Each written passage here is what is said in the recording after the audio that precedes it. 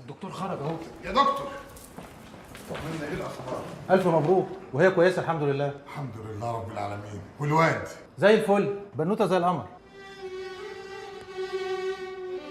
عن اذنكم. الف مبروك يا حاجه، الف مبروك يا حاج، بنوته زي القمر. الحمد لله. ده بس يا رب. تريح. انت زعلت ولا ايه؟ قوي يا راجل ما تقولش الكلام ده، حرام عليك. قول الحمد لله. استغفر ربنا يا احمد. استغفر الله العظيم. كان نفسي في واد يا محمد، كان نفسي في واد. طب استاذن انا بقى يا حاج فتحي. تستأذن ايه بس يا عم وهدان؟ يمين 3 ما انت شايل حاجه. ان شاء الله بكره الصبح العمليات دي هتكون عندك في البيت، ويمين كمان ما انت ماشي لما اتعشى معانا النهارده. دقايق والعشاء يكون جاهز. وايه بس لازمه التعب ده؟ تعب ايه بس يا عم وهدان؟ ده أنا لسه حتى ما كلمتكش في الموضوع المهم اللي انا عايزك فيه. موضوع ايه؟ احنا مش خلاص خلصنا حكايه العبايات؟ عبايات ايه بس يا عم وهدان؟ انا عايزك في موضوع اهم، موضوع فيه فلوس حلوه قوي ورزق واسع قوي. برضه بيزنس از بيزنس. هو في احلى من البيزنس يا استاذ وهدان؟ بعد ما تاخذنيش، احنا كلنا هنا ليه؟ مش عشان اكل عيشنا ورزقنا؟ عندك حق يا حاج فتحي. طب اسمعني بقى كويس يا استاذ وهدان، احنا موضوع تحويل الفلوس اللي بنبعته على مصر ده عايزين نتوسع فيه، ونتوسع فيه قوي كمان، لان كلام في سرك تحويل الفلوس من ريال لمصري او من دينار لمصري او من دولار لمصري، فرق التحويل ده في يوم تعيش حلوه قوي وتستعمل حبايب 1000 مره واحده واكتر وحياتك. بس احنا ممكن نوزعها على 3-4 افراد. انا من بكره الصبح هركب خط دولي ونكلم ناسنا وحبايبنا اللي في الكويت وفي قطر وابو ظبي يبعتوا لنا الفلوس واحنا نوزعها بطريقتنا. بالتليفون برضه؟ ايوه، وهم يبعتوا لنا الفلوس على حسابها نفتحه هنا في بنك في السعوديه. بعد كده احنا نحول الفلوس دي على مصر بمعرفتنا، مش كده؟ الله ينور عليك. بس اسمعني بقى يا ريس، احنا مش عايزين نتعامل مع افراد. هنتعامل مع حكومات ولا ايه يا حاج فتحي؟ مش قصدي يا استاذ وهدان، يعني مش اي حد. عايزين مثلا نتعامل مع ناظر محترم زيك كده يا حاج، يكون تحت ايده ناس كتير، مدير مصنع، رئيس ورديه، حد يكون مسيطر على الناس، يعرف يقنعهم بفكرنا. بس دي شغلانه صعبه قوي يا حاج فتحي. صعبه يا استاذ وهدان، احنا ورانا ايه؟ انا بعون الله ممكن اشتغل 24 ساعه في ال 24 ساعه. اسمعني بس، احنا نعمل غرفه عمليات، احنا نكلم ده وده يكلم ده وده يجيب لنا ده، يبقى عندنا شبكه نرميها في الوطن العربي نلم الفلوس كلها. قلت ايه؟ رتيبة، افتحها يا رتيبة، افتحها الله يسيئك، ما يبقاش مخك صغير. ايه حركات العيال دي؟ مش انت اللي قلتي لي قول ومش هزعل؟ وبعدين يعني انا كنت بقول بجد، ده انا كنت بفك عن نفسي كده باي كلام يا رتيبة. افتحي بقى، انت شفتيني رحت اتجوزت يعني؟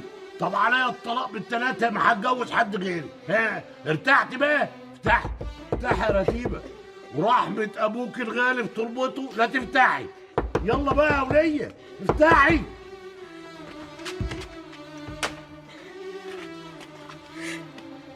يا سلام، كان لازم احلفك بالغالي عشان تفتحي يعني. خلاص بقى خلاص، استغفر الله العظيم يا رب. بطلع عياط بقى. معلش يا لطيف، حقك عليا، ناوليني دماغك عشان ابص. برضه صباح الخير. صباح النور. يا ألف نهار أبيض، يا ألف مبروك، الحمد لله على سلامتك، مبروك مجالك. الله يبارك فيكي. مين دي يا احمد؟ دي أنا صباح. أنتي مش فاكراني ولا إيه يا ست سميح؟ أنا صباح بنت أم صباح اللي كانت بتجيب لكم البيض والجبنة، وبشتغل دلوقتي مع سي الدكتور. أصل سي محمد كان قايل لي على شوية بضاعة وبعدين جهزتهم، ولما ما جاش بعت لي الاستاذ حبشي، فانا سالته على سي محمد قال اني مشغول مع سي الدكتور اخوه علشان الست مراته وضعت. قلت والنبي لكون اول المباركين، سبت كل اللي في ايدي وجيت لك جري عشان ابارك واهني وادعي لك بالستر والرضا. تعيشي يا اختي، ربنا يديم المعروف. اقعدي اتفضلي. اتفضلي. المعروف يا اختي عرفناه في بيت الحاج توفيق، وعلى ايدين الحاجه واولادها، وعلى ايدين ابوك الحاج شعيشه. كانت كفايه مجيتك ودخلتك علينا، ما كانلهاش لازمه التكلفه دي كلها. انت عايزه تزعليه بقى منك ولا ايه يا سميحه؟ ولا يمكن مش عايزالك يكون لك صاحبه ولا اخت؟ هو انا بديك الساعه يا ست صباح؟ وبعدين ده خيركم اللي موقفني على رجلي. لما اخد منه شويه واديهولكم يبقى من بعد خيركم عليا. ولا ايه يا سي الدكتور؟ طبعا يا دي عايزه كلام، ربنا يديم المعروف، ربنا يديم. انت عارفه نعرف صباح دي من امتى؟ فاكره؟ والنبي ما فاكره. لما انت قد كده كنت جايه في دين امك قد كده. العمره كنت صغيره. انت لسه صغيره وزي القمر. معلش برضو يا اختي، العيال بتكبر. ايه ده، هو انت عندك ولاد يا صباح؟ النبي حارسهم وصينهم، حسام وناديه. ربنا يخليهم لك. ايه ده، رايح فين يا ساحر؟ هروح بس اعمل تليفون معاكي. طيب خدني معاك والنبي يا اخويا، احسن المستشفى دي مش عارفه الهول من اخر. مستعجله ليه يا ست صباح؟ معلش يا اختي، مبروك مجالك، اصل سايبه العيال لوحدهم. طب يلا اتفضل. مع السلامه. الله يسلمك ويستر طريقك. على طول. مبروك عليك مجالك يا سحب. الله يبارك فيك يا صباح. ايه شكلك كده زعلان اني جيت؟ انت شايفه ايه؟ انا شايفه انها فرصه وجاتلي علشان اثبت لك اني بحبك. يا سلام. طيب متشكرين جدا يا ستي. خلاص لحد هنا، انا عرفت السكه خلاص. اوصلك طيب. تعيش يا اخويا، خليك انت جنب سميح، هي محتاجه لك اكتر مني. ومبروك مجالك يا سحب. الله يبارك فيك يا صباح. الا بالحق، ما قلتليش هتسمي البت ايه؟ ان شاء الله نسميها ام هاشم. يا لهوي يا سي احمد، هتشيل البت اسم يكبرها قبل اوانها؟ وبعدين يعني لما اجي اناديلك هقول لك يا ابو ام هاشم؟ لا يا ستي، قولي لي يا ابو هاشم على طول. نص كان نفسي في واد قوي يا صباح. قادر ربنا يرزقك بالولد، من بطن عندها اماره قبل كده جابت الواد. الا يا بنت يا صباح لو حصل. بس قول يا رب. يا رب يا رب. بقول لك ايه، انا ان شاء الله احتمال كبير قوي اعدي عليك النهارده. لا يا اخويا، لا النهارده ولا بكره، خليك انت مع اللي راقده عن اذن. شوف البيت.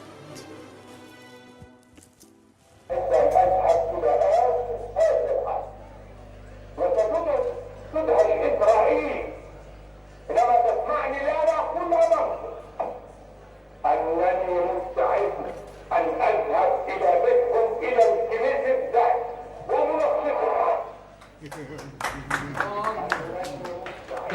تضحك على ايه؟ نزار الرئيس قال نكته واحنا مش فاهمينها يا محمد. وحتى لو نكته دي تبقى نكته دمها تقيل قوي يعني. يا جدع بطل ضحك، ما تستفزنيش، كفايه التخاريف اللي احنا سامعينها دي. لا ايه ده تخاريف ايه؟ تخاريف ايه يا محمد؟ تخاريف ايه يا راجل؟ ده كلام عاقل وعاقل قوي قوي قوي قوي كمان. ايه الكلام ده؟ وفين العقل بقى في انه عايز يروح اسرائيل؟ شافها من منظور تاني خالص غير اللي كل الناس شايفاه يا محمد، بما فيهم اسرائيل. طب وما تقولش ليه انه متفق معاهم؟ يا سلام، ده لو كده يبقى اتفاق قوي قوي قوي، ومعناه انه فاهم موقفه قوي قد ايه. محمد انا اسالك سؤال بس قبل ما تجاوب، فكر كويس قوي. ايه اللي بعد الحرب؟ انهي حرب؟ حرب 73. حرب 73 لسه ما انتهتش يا دكتور، يا دوبك لسه بتبدا. ما انتهتش ازاي يا محمد؟ حرب 73 عدت من كام سنه؟ شوف احنا دلوقتي في سنه كام يا عم؟ طالما ما حققتش اهدافها تبقى لسه ما خلصتش يا حبش. برافو عليك يا ابو حميد. كان ايه الهدف؟ ان احنا نرجع سينا، ده على الاقل. ايه بقى اللي عرفك ان اللي قاله ده ما يكونش اول خطوه في رجوع سينا؟ يا محمد سبق قبل كده وقلت لك فكر في الحاجه قبل ما تقول لا. لو قلت هتكسب ايه؟ ما تاخدش الحاجه بالظاهر. فكر يا محمد، اللي ما يعجبكش النهارده بكره هو هيعجبك. الكلام اللي قاله السادات ده ملوش غير معنى واحد، ان احنا خايفين من اسرائيل ورايحين نبوس ايديهم ونقول لهم لله محسنين والنبي رجعوا لنا ارضنا. يا جماعه انتوا بتتخانقوا ولا ايه؟ شوف يا احمد، محمد مش مصدق الكلام وقال لنا هو مش مصدق ليه؟ قول لنا بقى يا دكتور حضرتك مصدق ازاي؟ علشان هو ده بالظبط اللي انا عملته مع الحاج محي. ازاي يعني؟ انا امنت ظهري بعدوي وهو ما كانش فاهم، بس انا عملت كده خلاص نسيته بقى. مش هفضل افكر فيه طول العمر، افكر في اللي جاي ايه، مستقبلي ايه، شغلي ايه، مشاريعي ايه، وظهري متامن بيه. تصدق ده منطق يا محمد؟ منطق انت راخر، انت فاهم حاجه؟ ده رايح اسرائيل يتصالح معاهم ويحط ايده في ايديهم. يا حبيبي اسمعني واسمعني انت كمان. الصلح مش قاعده وحطت ايد في ايد وخلاص وانتهت على كده. الصلح اتفاق. انا لما رحت المحي رحت له ليه؟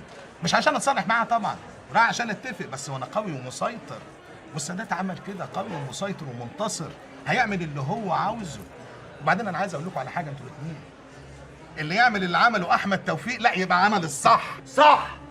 الله ينور عليك يا ريس. لا تصالح ولو وقفت ضد سيفك كل الشيوخ والرجال التي ملأتها الشروخ.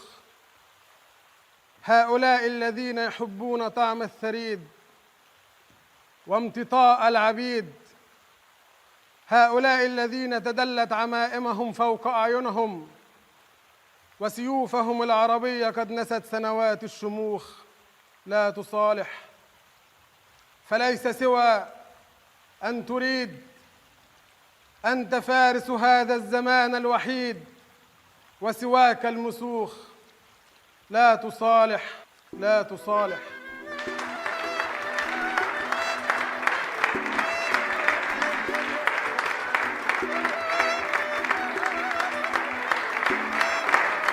أنا بقى بعتبر اللي حصل ده خيانة وطن، خيانة الوطن دي يعني خيانة عظمى. طبعا ده رأيي تقريبا. تصوري احنا زي ما يكون متفقين يا أمل. عارف اللي حصل ده معناه إيه؟ ليه 100 معنى. تقدري تعتبريه يا ستي خوف، خيانة، استسلام، خنوع. تقدري تعتبريه نكسة تانية. ومعناه كمان إن كان في نية مبيتة، الموضوع لا كان صدفة ولا وليد اللحظة. واضحة جدا. وليد لحظة ازاي؟ واضحة جدا. وبعدين انت تسألني انت ازاي تبقي منتصرة يعني مسيطرة وتروحي بنفسك لعدوك؟ ده لسه جاري من قدامك زي الفار. أنا بقى حسيت بالحكاية دي أول لما لقيت اسم كاسنجر في الموضوع. يا سلام يا سلام على الذكاء والفطنة. والله يا أمل أنا مفتقد في حياتي الحوارات اللي من النوع ده بشكل لا تتصورين. يا سيدي النوع ده من الحوارات متوفر، أنت اللي غير متوفر. عندك حق. مشغوليات كتير قوي هي اللي خلتني أتأخر عنك طول الفترة اللي فاتت دي. مشغول في إيه بقى؟ حاجات كتير قوي هقول لك عليها بس لما تسمحي لي إني أنفرد بيكي. ما أنت منفرد بيا أهو. لا أنفرد بيكي بره الأتيليه يعني بعد إذنك يعني. تعالي معايا. على فين؟ تعالي معايا بقى اتفضلي.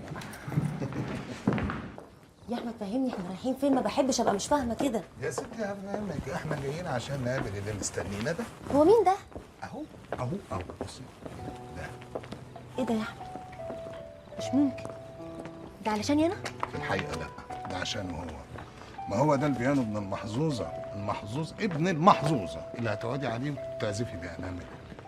أنا مش عارفة أقول لك إيه يا أحمد. قولي أي حاجة يا أمل. أي حاجة من غير زعل؟ يا ستي أزعل ليه بس؟ لا إله إلا الله. اتفضلي قولي بقى. لأن بالرغم من تقديري الكبير للي أنت عملته أنا مش هقدر آخد البيانو ده. ليه اللي بتقوليه ده؟ أولاً لأن مفيش حاجة بيني وبينك تخليني أقبل هدية زي كده، ده لو أنت جايبه على أساس إنه هدية. ولو جايبه بدل البيانو اللي اتكسر برضه مش هقدر آخده، لأن مش أنت اللي كسرته. أيوه بس كده يا أمل أنت بتزعليني جدا وبتحرضيني كمان. بحرضك على إيه؟ لأنك كده تبقى عايزاني يعني أعمل أي حاجة عشان يبقى في سبب عشان تقبلي الهدية. كده ما يبقاش تحريض. أمال يبقى اسمه إيه ده؟ تلكيك. والله اللي تقولي عليه تلكيك، تحريض، أو أي سبب يخليكي تقبلي الغلبان اللي واقف في الطل ده.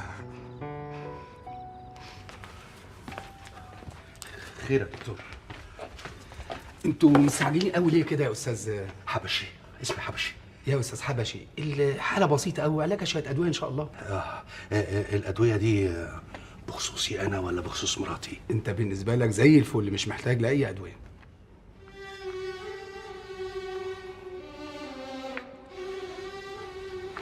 مالك يا استاذ حبشي؟ لا ولا حاجه يا دكتور. يعني مشكله الخلفه دي بسببها هي مش بسببي انا. مش انا اللي بقول كده، التحاليل اللي قدامي هي اللي بتقول يا استاذ حبشي. ارجوك وطي صوتك شويه. قول الحمد لله يا استاذ حبشي. الحمد لله الحمد لله على كل شيء. لو سمحت يا دكتور عشان خاطري بامانه، الدواء اللي انت هتكتبه لمراتي هيجيب نتيجه بعد كده؟ هيجيب نتيجه ان شاء الله يا استاذ حبشي. ان شاء الله ان شاء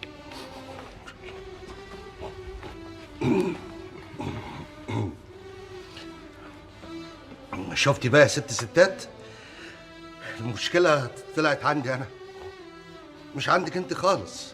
قول لها يا دكتور، قول لها. بس ده ما يمنعش إن المدام لازم تاخد شوية أدوية هكتب لها عليها. طبعا. ما تنساش الأدوية بتاعتي كمان يا دكتور، تكتبها لي عشان أبقى زي الفل. هكتب لك على شوية أدوية وإن شاء الله خير. خير إن شاء الله. خير.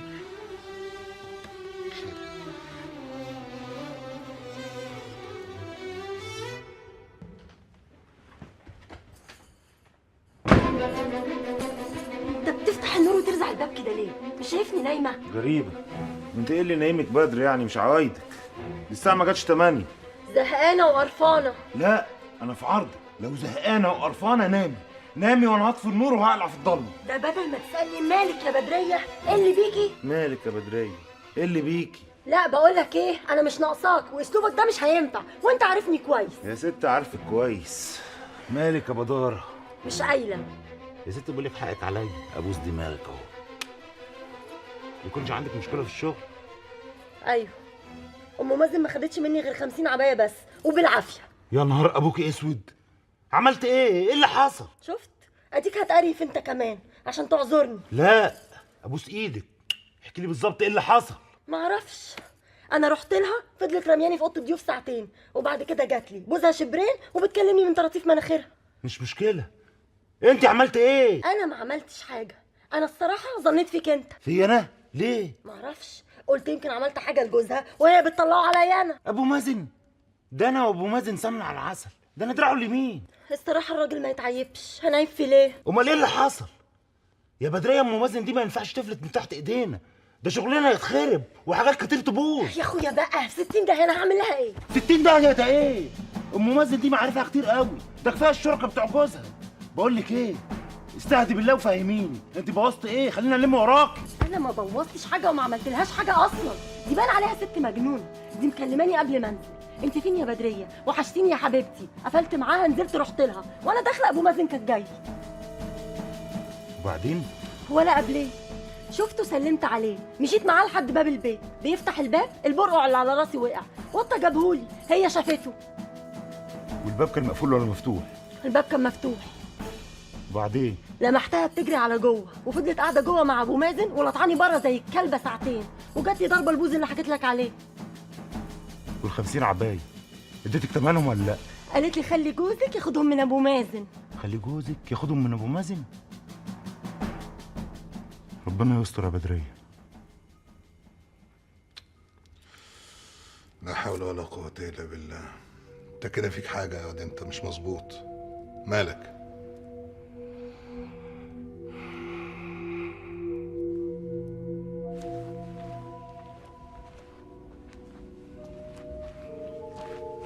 إيه الغموض اللي أنت فيه ده؟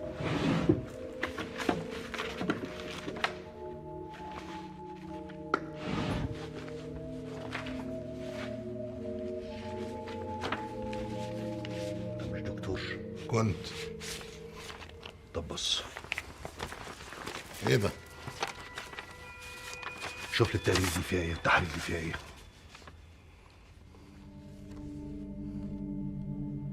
التحاليل دي بتاعت مديحة؟ ايوه. وهي تعرف الحكاية دي؟ اوعى يا احمد عشان خاطر بالله كتير على الموضوع ده خالص. ازاي ما اقولهاش؟ دي صاحبة الشقة. لا لا لا مالكش دعوه انت. انا مفهمها حاجه تانية خالص. فاهمها ايه؟ مفهمها ان العيب من عندي انا. انت بتحب مديحة للدرجة دي يا حبش؟ بحبها. انت بتقول ايه يا احمد؟ مديحه دي كل حياتي. هي الرشاشه اللي بينكم دي هتخلص امتى؟ لا ابدا يا مديحه، اصله الدكتور احمد كان جاي عشان يكلمني في شويه حسابات كده. المهم فين المظبوط وفين عريحه؟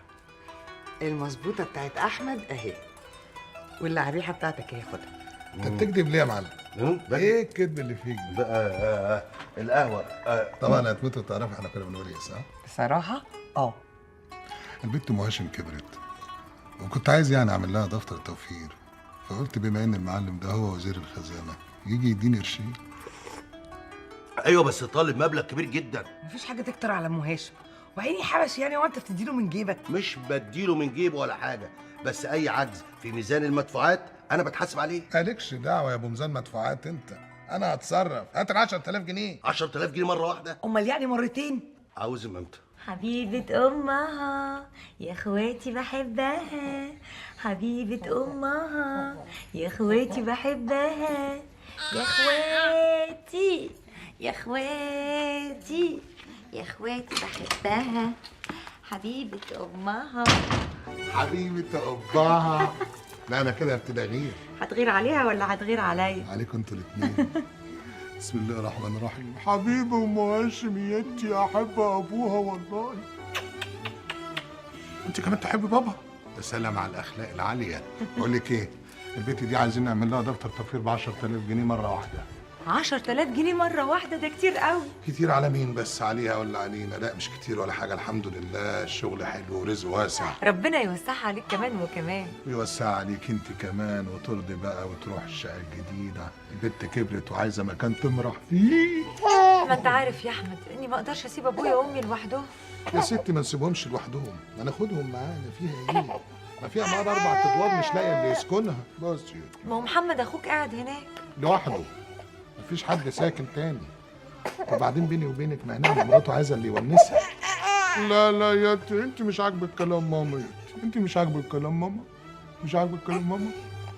والله ما عاجبها كلامي. بص ما انت عارف ابويا ما يقدرش يسيب الحته دي حتى لو سكنته في قصر. يا ستي نحاول. بص على الصورة وصلي على النبي عليه افضل الصلاه والسلام. بسم الله. والله ما كبرت يا ابو الشرط. حلو قوي يا حبش. حلوة طبعا، عشان دايما الطيبين للطيبات، واخوك محمد ده راجل طيب. يا سلام، واخواته اشرار يعني ولا ايه؟ لا انتوا كلكم طيبين، بس هو عشان طيب شويه يعني ربنا رزقه ببنت طيبه. مين دي اللي طيبه يا حبشي؟ نعمه مراتك. مالها نعمه؟ ايه ده، حلوه قوي قوي الصوره دي. بقول له يعني ربنا رزقك بيها وان شاء الله تكون وش السعد عليك يا محمد. او النصيب بقى يا جوز اختي. النصيب سبحان الله، كان عايز يحرمنا من النصيب ده، حرنان قوي قوي قوي. وهو يعني لو كان ابوك اتجوزها انت مجنون ولا ايه؟ السيره دي ما تجيش تاني خالص. بمناسبه شهر العسل بتاع بورسعيد هيبقى بالكتير اسبوعين يا ابو حميد. ازاي يعني؟ ده اسمه شهر عسل، خليتهم ازاي اسبوعين؟ قول له والنبي يا حبشي، هو اصلا بعتني هناك عشان خاطر الشغل. يا واد يا واد يا واد يا واد، اللي هتروح تفحت هناك ده انت هتديهم عمله هتجيب مصر. وهي دي شويه؟ مش لسه هقعد واقابل ده واقابل ده، وده يقول لي انا عايز زياده 20 وزياده 50. يا عم الشغل في بورسعيد ده مفرمه. ايوه يا محمد، ما تنساش ان كل ده خير ليك ولبيتك ولولادك. طيب يلا اتكل على الله بقى، شوف مراتك عشان عايزك تروح قبل الضلمه. انا جاهز، بس مستني نعمه. عمك صالح ماسك ودانها وعمال رغي رغي رغي. لا انت ما تعرفش، عمك صالح حلاق يعني مش هيسيب دماغها بسهوله. روح حتى. امسك يا محمد، خش عليه بالبرواز وقول له نعلق الصوره دي في الاوضه، توهه يعني، وبعدين اسحب مراتك واطلع. امسك امسك يا محمد.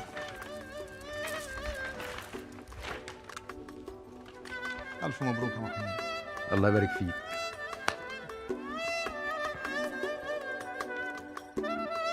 يا نعمة يا اختي، جوزك عزك وعزوتك، تشيليه جوه عينيكي يحافظ عليكي وتبقي غالية عليه قوي. وبعدين محمد ده طيب وابن حلال. اه والله يا صالح، تعرف انه اكتر واحد في اخواته شبه ست الحاجه رتيبه. لا كله كوم، والحاجة رتيبة دي كوم تاني خالص. اهلا يا محمد، تعال. ايه رايكم بقى في الصوره دي؟ الله الله الله، ايه الجمال ده، شمس وقمر يا اخواتي. تسلم وتعيش يا اخويا. تعالى بقى يا حبيبي كده، انا عايزك في كلمتين على جنب غير اللي انا كلمت نعمة فيهم خالص. طب ما نأجلهم لما نرجع ان شاء الله، عشان بس انت عارف الطريق والسفر بقى. يا محمد يلا عشان ميعاد القطر، الله يكرمك. الله، انتوا مسافرين بالقطر ولا بالعربية؟ ابو مازن كان بيسأل عليا. قالوا لي اول ما جيت. ما تعرفش في ايه؟ ما اعرفش.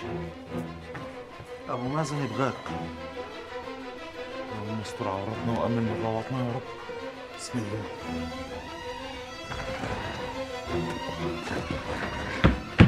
السلام عليكم ورحمة الله وبركاته. وعليكم السلام ورحمة الله وبركاته. ليش اتأخرت يا رجال؟ وين كنت؟ أنا بعتذر عن إن أنا اتأخرت عليك يا طويل العمر، بس أنا والله جاي في ميعاد الدوام بالظبط. يا حاج فتحي، أنا خابر إن أنت إنسان ملتزم وأمين. الحمد لله يا رب العالمين. يا أخويا أنا جاني إحساس إن الست بدرية نزلت من البيت زعلانة. يا طويل العمر مش معقول حد يدخل بيتك ويطلع زعلان أبدا. أنا بقول لك إحساسي. هذا الشيك بقيمة العبايات اللي أخذتها أم مازن. تسلم إيدك يا طويل العمر. بس ده يا طويل العمر ده ب 800 عباية، والست أم مازن واخدة 50 عباية بس. وال50 الباقيين للست مرتك الست بدرية عشان ما تزعلش. شكرا يا طويل العمر. العميل حتى لو جه ياخد بيضة واحدة أنا برضه بديها له بسعر الجملة. ازاي يا شيخ عمر؟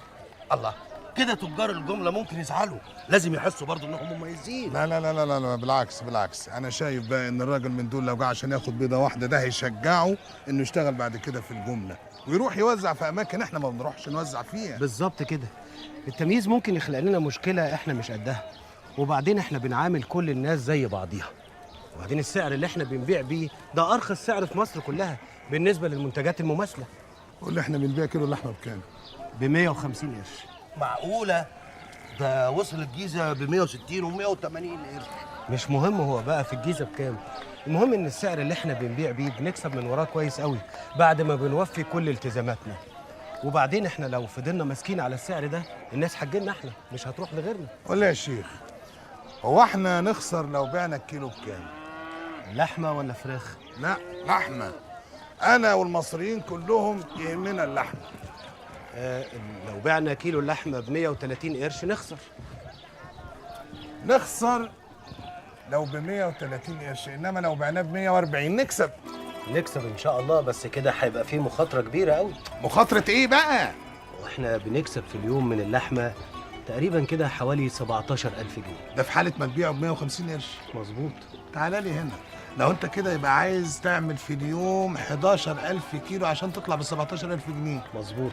يبقى انت عايز عشان تبيع لو ب 140 عايز تعمل 12000 كيلو. مظبوط. مظبوط ازاي يا شيخ عمر؟ ما هو كده المكسب بيقل والتكلفه بتزيد. بس احنا هيبقى عندنا مشكله، ممكن ما يتوفر لناش الزباين اللي تشيل الكميه الكبيره دي كلها في اليوم الواحد، خصوصا ان مزرعتنا بعيد جدا عن البلد. يا سيدي احنا نوفرهم، الله احنا نجيبهم، امال الشطاره فين والجدعنه فين والمسؤوليه فين؟ مش بس كده، احنا ممكن نعمل 18000 جنيه في اليوم مش 17.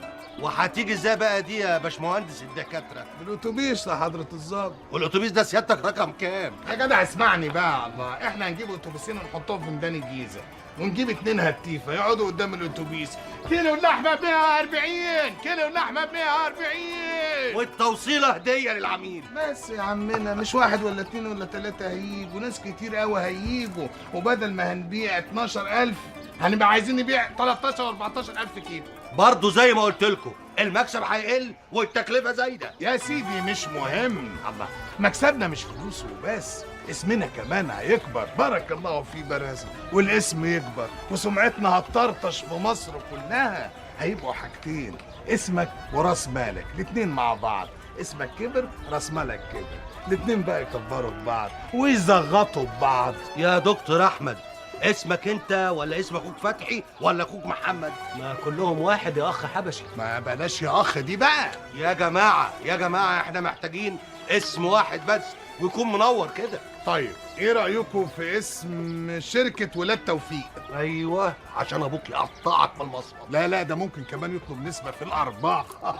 ايوه بس انت عشان تعمل شركه باسم اولاد توفيق لازم تاخد موافقه الوالد. طب وايه المشكله؟ عندنا مشكله تانية كمان. خير؟ لازم يكون عندنا مسؤول عن الزراعه، لان محمد اخوك مشغول معاك على طول، واحنا كده محاصيلنا الزراعيه ممكن تتاثر، وبعدين احنا عايزين نكبر، واللي عايز يكبر لازم يبقى عنده نظام. بارك الله فيك يا شيخ عمر.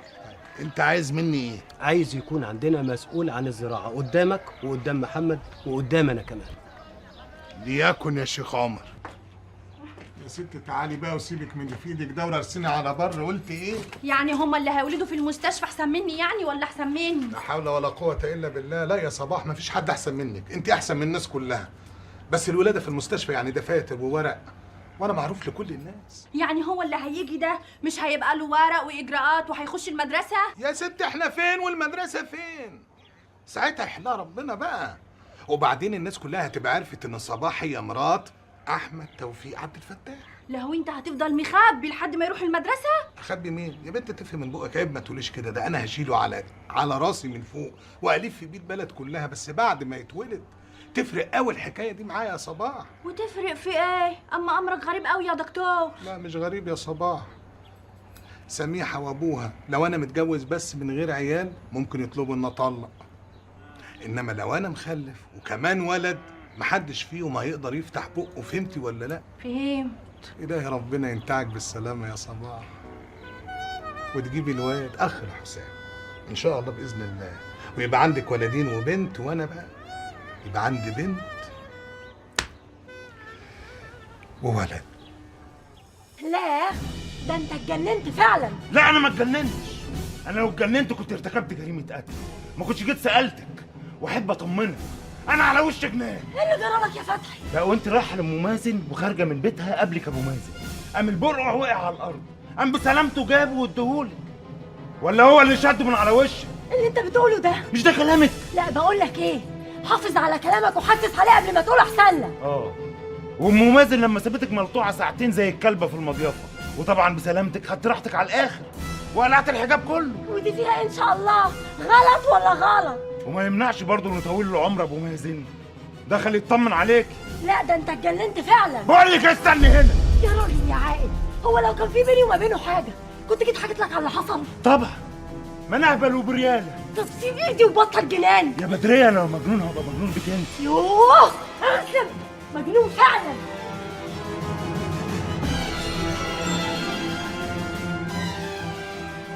ماشي يا بدريه.